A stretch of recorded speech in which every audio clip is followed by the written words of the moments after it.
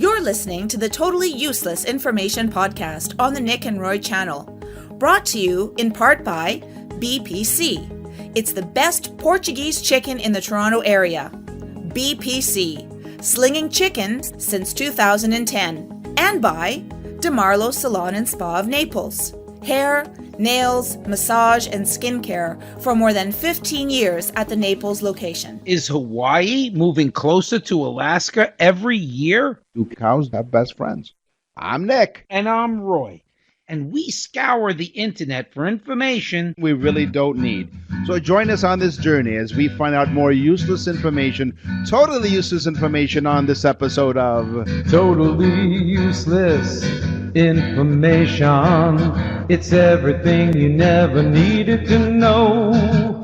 By listening once a week, you'll get smarter than you think.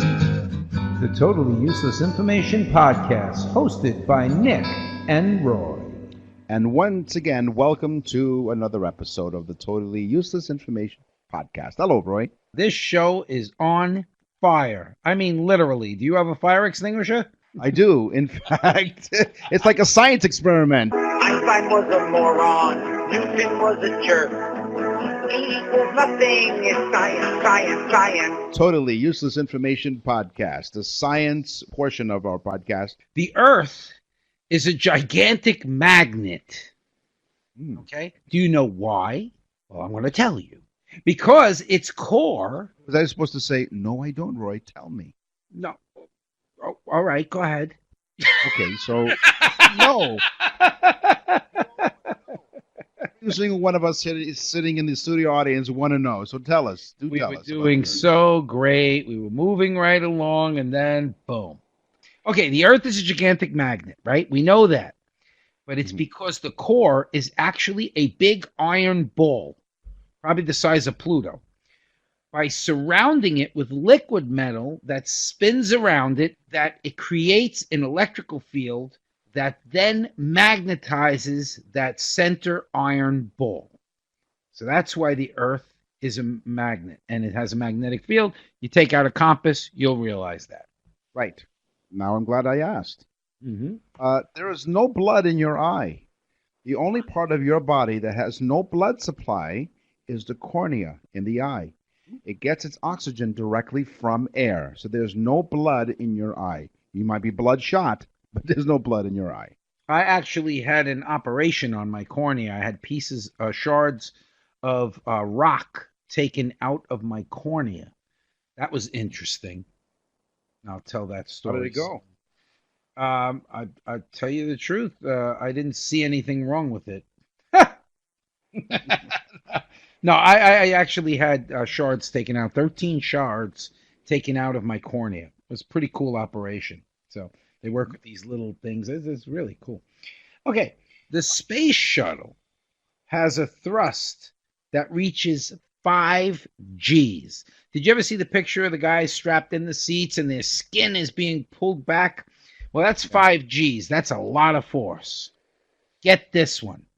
When a flea jumps, it accelerates to full speed in a millisecond and attains approximately 100 Gs of force. That's amazing. Was he on its way to a flea market? Was in a hurry? Speaking of flying changes how you taste food. Flying changes your body chemistry, so certain flavors taste way different on a plane than they do down on the ground. Flying has a very real effect on the smell and taste of food and drinks for a number of reasons. So pressurized cabins lower blood oxygen levels and thus reduces the ability of olfactory receptors. So food does taste different when you fly. It takes 8 minutes and 19 seconds for light to get from the sun to the Earth. That means that light is traveling at a speed of 186,000 miles per second. Those of you in Canada, figure out the kilometers. If I shined a flashlight at Pluto right now, it would take 5.5 hours for the original light from that flashlight to reach Pluto at 186,000 miles per second. Wow, that's great. Next time, take an Uber. Get there. Fear increases the production of earwax. Just like stress can make you sweat more, it, along with other emotional responses like fear, can also up your earwax production, according to the American Speech Language Hearing Association. So, because of the extra emotional responses in your body, it somehow produces more earwax. Wow. So if you're scared, you produce more earwax. Correct. Maybe it's a protection What? mechanism or something. I don't know. What did you What? say? Huh? What are you afraid of? Huh? What? Okay, here's my teaser. Hawaii is moving closer to Alaska. Yes, it is true. Hawaii is moving closer to Alaska. I asked the Postal Service. They said there's a change of address put in. Now, Yes. Hawaii's moving closer at the same speed that your fingernail grows, which is not really that slow. I mean, fingernails do grow. Okay, because the tectonic plates are shifting in the Pacific Ocean, which is why I'm going to start selling insulated hula skirts. I'll make a fortune with those. Need them. Yes. Close to Alaska. So we release our podcasts on Thursdays, and there's a reason for that, because we feel that on a Thursday is the best time for you to enjoy podcasts for the weekend. One of the reasons why we don't release our podcasts on Mondays is because you'll have a 20% chance of a heart attack occurring on a Monday. Really? So we don't want to be attributed to any of your heart attacks. Yes. Glad. New research from Sweden. I'm glad it's not Monday. I know. I made it. That's right. Just skip Monday altogether. Because people in Sweden, they did a study, and they suggested after analyzing data from over 156,000 hospital admissions for heart attack over 7 years, when looking at the day of the week, the most heart attacks occurred on Mondays and the least on Saturdays. In fact, the risk of heart attack was 11% higher on Mondays. They have a nice weekend and they stress out over Monday, and so they'll probably have a heart attack. Which means that their earwax is also growing if they're stressed out and fear something. But they'll probably be screaming much louder because they can't hear themselves scream. They're all screwed up, Nick. A heart attack. Einstein was a moron. Newton was a jerk. E equals nothing in science, science, science. On the Totally Useless Information Podcast, I'm Nick. And I'm hungry. Oh, I thought you were Roy, but I guess you're a hungry Roy. Hey, everybody! Come and get it! Your weekly sweet and savory facts with your 5-star Michelin chefs of totally useless information, Nick and Roy. Come and get it! It turns your stomach, doesn't it? If you have any requests, like where that lady has for lunch every day, send us an email, tuipodcast@outlook.com, and we'll look stuff up for you, because we don't have a research department, so any help we can get, we really appreciate. Yeah, exactly. So you like tomatoes, don't you? I actually love tomato sauce. Yes. Well, tomatoes are not Italian. Dun, dun, dun. What? They're not Italian. You may love sauce over your pasta, but don't think for 1 minute that tomatoes originated in Italy. In fact, Europeans used to fear tomatoes. They thought they were poisonous. The tomato, fruit, yes, it's a fruit, can be traced back to 700 AD in Mesoamerica, in the region of modern-day Mexico and South America. It didn't become popular until the invention of pizza in Naples during the 1880s. So yes, the Italians were responsible for creating foods using tomatoes, but the original tomatoes were not originally Italian. Really? That's interesting because, you think tomato, you think Italian food, Speaking of food, my wife has Magiriacophobia, which is the fear of cooking. No, that's not true. Let me put the disclaimer out there right now. My wife is a wonderful cook, and she is Italian and does cook with tomatoes. Mhm. It's a fraud, I tell you. Your couch must not be that comfortable, is it? No, but magiriocophobia is the fear of cooking. Some people have it, and some people that don't really know how to cook, we're glad they have it because they'd probably be killing people anyway. That's right. So if you like figs, you're thinking you're eating fruit, you're wrong. Figs aren't actually fruits. They are inverted flowers that require a special process for pollination. But these sweet flowers don't use the wind or bees to spread their pollen. They need wasps. Female wasps enter into the male figs, which we don't eat, and lay eggs. And then when the baby wasps mate with their siblings and tunnel out. However, sometimes a female wasp accidentally attempts to enter a female fig, causing her to die, decompose, and then get eaten by anyone who chooses to chop down on a fig. You know, you ruin it for me all the time.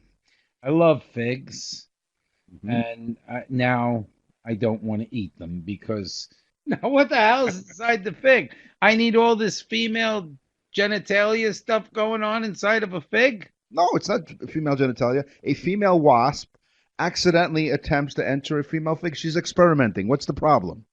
It's all genitalia to me. Okay, speaking of food and calories, every time you lick a stamp, now I put this in food because I thought it was amazing. Every time you lick a stamp, it's 1/10 of a calorie. Okay, so thank God for self-sticking stamps now, because it would probably put you over the brink. Like if you're on Weight Watchers, you'd be like, I paid 8 bills today. I have to add an extra point. It'd be really funny if they were sending letters to Weight Watchers. Yeah. Hey, you bastard. So I've compiled a list of weird food labels, and I'll do this in two different parts because then you can give us more of your food info. So I'll give you 5 weird food labels. Okay? This could be the winner. It says on this package of food, no purchase necessary, details inside, a bag of Fritos. I love that. Do not turn upside down. This is on the TV dinner tray. It's placed on the bottom of the tray. Do not turn upside down. Actual labels. This product must be cooked prior to eating. This is frozen beef taco Hot Pockets. Must be cooked. Okay, here we go. Here's from Delta Airlines. Step 1, open package. Step 2, eat nuts. It's Delta roasted nuts. Oh, no. This comes from the package of W.M. Bolthouse Farms carrots. Ingredients: carrots. Stupid. And from Hagen Ice Cream, caution, ice cream is cold. That's one of those damn PC things. Oh. Yeah, exactly. Well, it's not just our kids that are obese. Nope. Chickens contain 266% more fat than they did 40 years ago. The massive chicken obesity problem, and the way that we're fixing it is we're cooking them, and really, honestly, over 40 years, they've plumped chickens up so that they could make them fatter for eating. 266% times more fat than 40 years ago. Yep. Chicken should be licking more stamps. Here are some more of my weird food labels. For best results, remove cap. Nabisco Easy Cheese. Warning, use of this product may be hazardous to your health. This product contains saccharin, which has been determined to cause cancer in laboratory animals. The product, Carefree Gum. Oh, my God. That's nuts. A label from Heinz Ketchup. Instructions, put on food. Finally, the weird food label, warning, children can drown in bucket. Do not place kids in juice. Yes. It's a giant bucket of pickles used in fast food restaurants. Yes. You always do that too. If you don't have an indoor pool, just buy a pickle jar and just throw the kids in there. You know. Do not put the. Okay. Boiling beetroots and massaging it in your scalp will cure dandruff. Hit the music. The kitchen is now closed. Join us next time on the Totally Useless Information Podcast for more sweet and savory morsels of useless food information. See you real soon! I'm Nick. And I'm Roy. It's cold out there. BPC. What better way to warm the cockles of your heart Don't touch any cockle. When you have a delicious meal from BPC, Best Portuguese Chicken. Check out their family special on Tuesdays and Wednesday. They give you a whole chicken, 2 sides, rice, potatoes, or salad, a hot sauce. It's takeout only, but you know what? You'd want to order them. 1 per customer, but it's the best. Family special, BPC, the Best Portuguese Chicken. $9.40. Best damn chicken I've ever had, really. I know, $9.42 the Queensway. He keeps talking about it. I brought it to him last Christmas. I brought him a sample of the chicken. He can't stop talking hot about sauce. I'm not even that big into hot sauce. This hot sauce is insane. No, really, folks. BPC chicken. I'm serious. You've got to go try this chicken. I literally will take a trip up to Toronto to have it again. It is. BPC, the Best Portuguese Chicken, 942 the Queensway. BPC, slinging chicken since 2010. What's in the mailbag today? Who sent the letter anyway? What's in the mailbag? What's in the mail?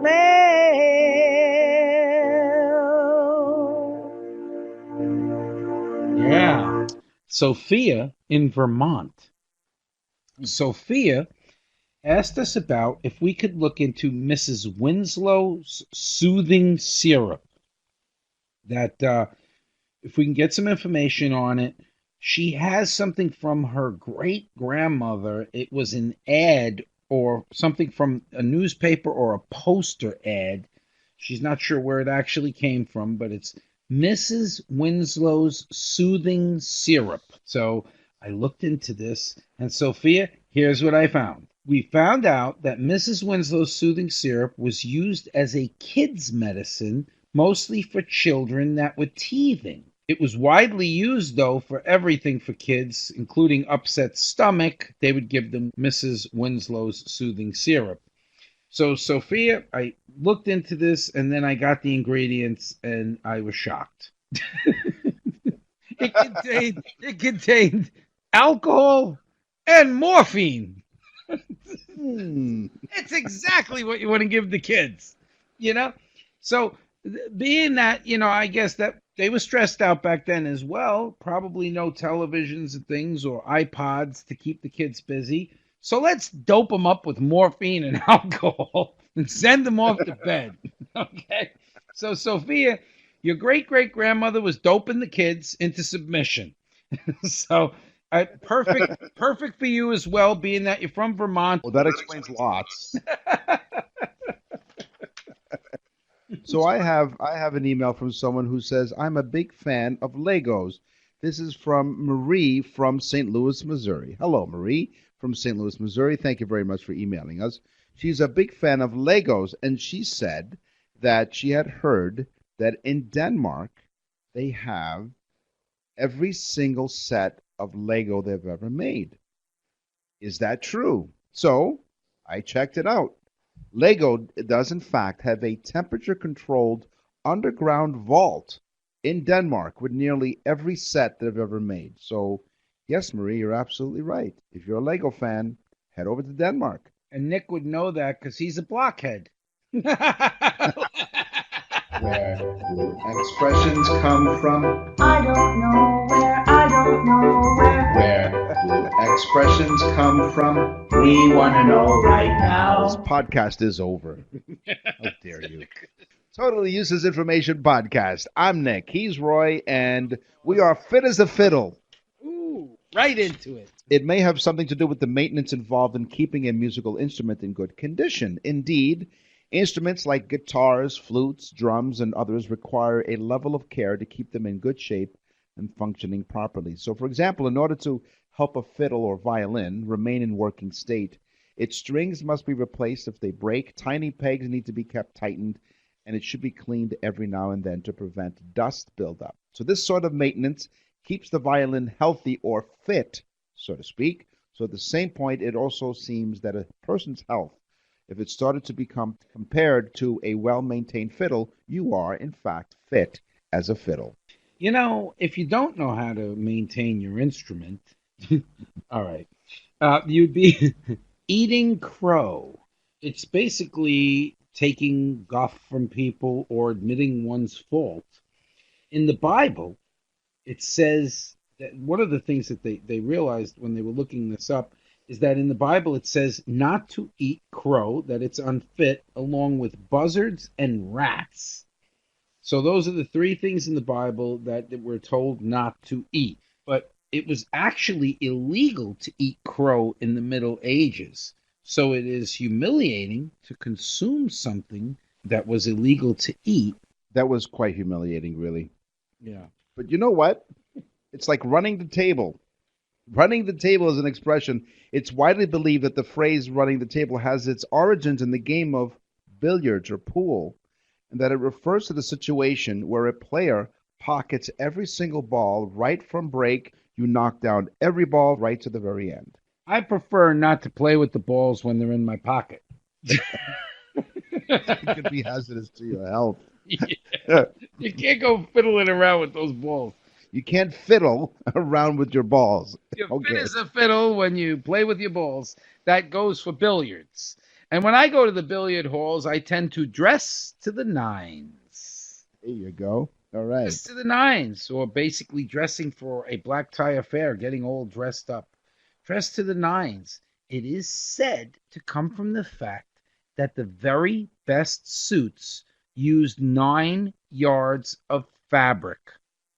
So dress to the nines, which doesn't say much. It's pretty much an insult to portly people if you said to them, boy, you're dressed to the 10s or the 11s, you know.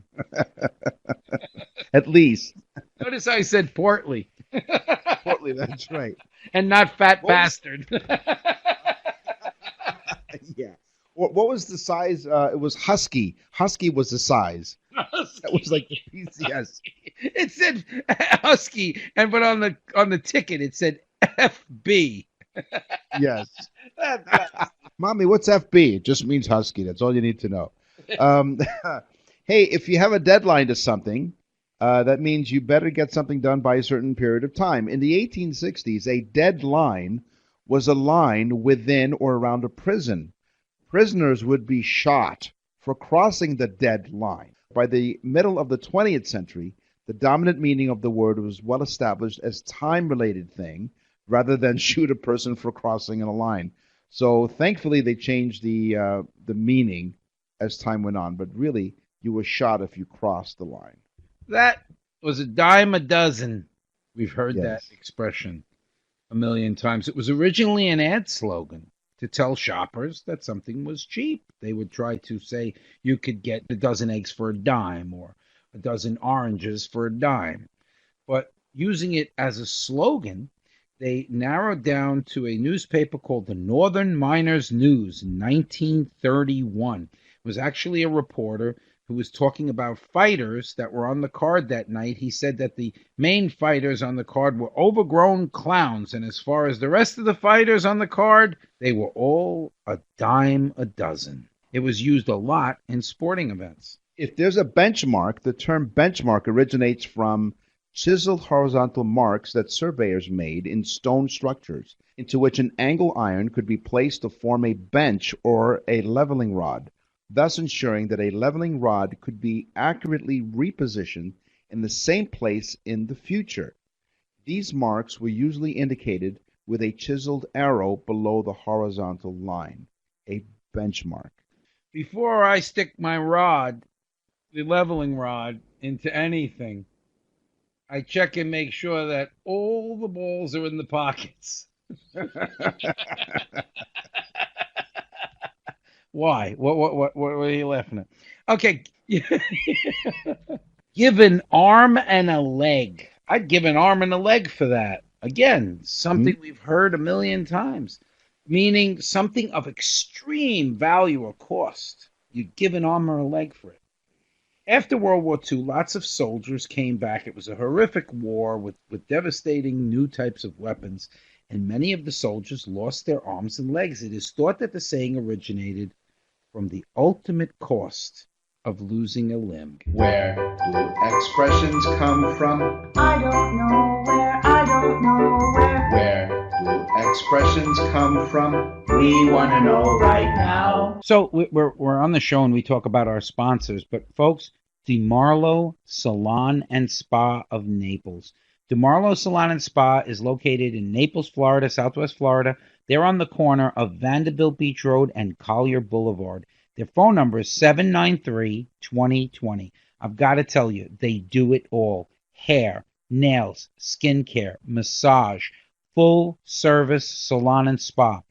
Their work with their hair, they're known for it. They're all over the place. They've won all kinds of shows. They're all over the television. DeMarlo Salon and Spa is just amazing. Again, hair, nails, skincare, massage. They do it all. DeMarlo Salon and Spa. You can go online, demarlosalon.com, or call them at 793-2020 on the corner of Vanderbilt Beach Road and Collier Boulevard in Naples, Florida. If you're down here in Southwest Florida, book it.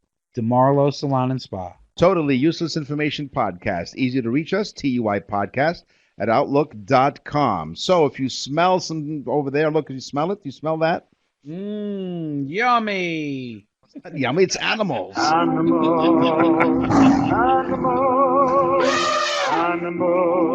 crazy animal. Smells like horse shite. So what do you have in your animal pen? Sweden is known for their intense sporting events. We all know that Sweden is the curling capital of the world. My God. Yes. They've added a new sport called cannon hopping. Cannon hopping, or rabbit show jumping competition. That's right. They have rabbits jumping over things like we would have horses jumping. So they have rabbits jump, and of course rabbits can hop. So maybe it is interesting, but it's called cannon hopping. Could you imagine though the guy sitting there going, "My rabbitin beating your rabbitin by a heron"? Very good. Reindeer, like Santa's reindeer, their eyes are golden in the summer, but in the winter they change color. They become a rich blue. The cloud change helps the reindeer see better during the long, dark winters in the Arctic and the North Pole. So reindeer's eyes are golden in the summer, and they become a rich blue in the winter. That is cool. So their eyes actually change. They change color, yeah. And I don't think they're contacts. They're not like, colored contacts or anything. It seems the dolphins communicate with each other. We all know that, right? We've heard dolphins, whatever noise they make. It seems that dolphins have names for each other. They actually use names for themselves.